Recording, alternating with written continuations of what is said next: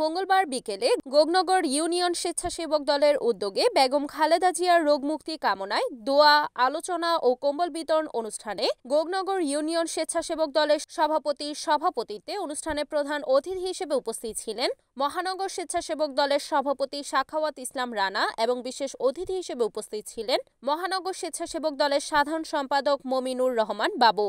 আলোচনা পর্বে আওয়ামী সরকারের বিগত ১৬ বছর নির্যাতন, নিপীড়ন, মামলা ও হামলার বিভিন্ন দিক তুলে ধরে বক্তব্য রাখেন মহানগর ও ইউনিয়ন স্বেচ্ছাসেবক দলের নেতৃবৃন্দ।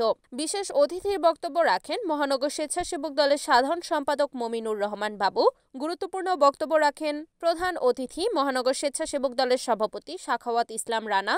সমাপনী বক্তব্য রাখেন সভাপতি মোহাম্মদ আফজাল হোসেন। আলোচনা শেষে অসহায়, দরিদ্র ও দুস্থদের মাঝে শীতবস্ত্র ও কম্বল বিতরণ করেন প্রধান অতিথি সহ অন্যান্য নেতৃবৃন্দ।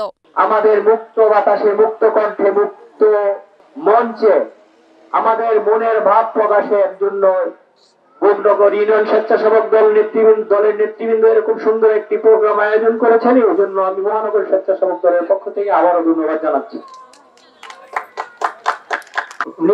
নিজে গর্ব করে এমন একটা দল করি যে দলের প্রতিষ্ঠাতা শহীদ রাষ্ট্রপতি জিয়াউর রহমান, যার জন্ম না হলে বাংলাদেশের জন্ম হতো না।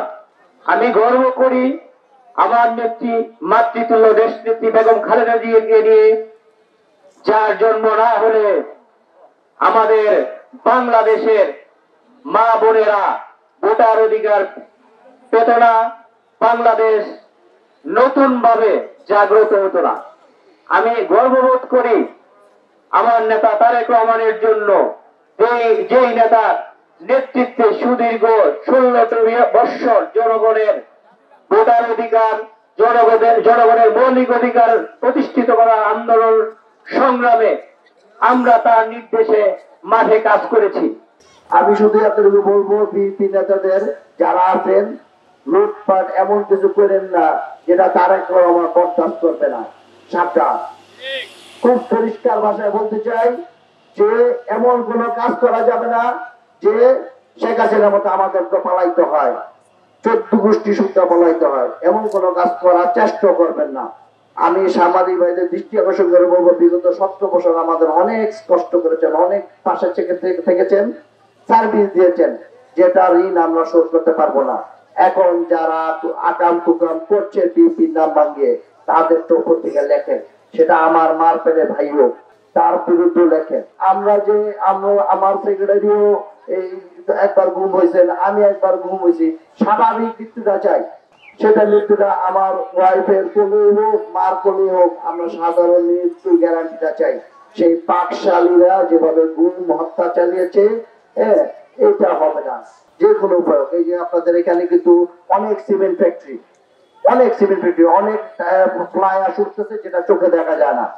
গাছ থাকলে এটা প্রোটেকশন হবে, এটা কিন্তু প্রোটেকশনটা আমাদের পরিবেশের জন্য দরকার। দয়া করে প্রয়োজনে আমরাও থাকবো, আপনাদের বাসায় গাছ আমরা দিব। আপনাদের এই দেশটা আমাদের, এই শহরটা আমাদের, গোপনগরটা আমাদের গোপনগরটা আমাদেরকে সুন্দরভাবে রাখতে হবে। আমরা যদি সুন্দরভাবে না রাখি তাহলে থাকা যাবে না।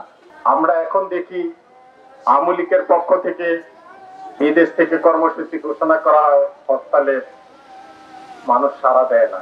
কিন্তু আওয়ামী লীগ যেটা বোঝে না, যারা পালায় তাদের আর প্রতিষ্ঠিত হওয়ার কোনো সুযোগ থাকে না।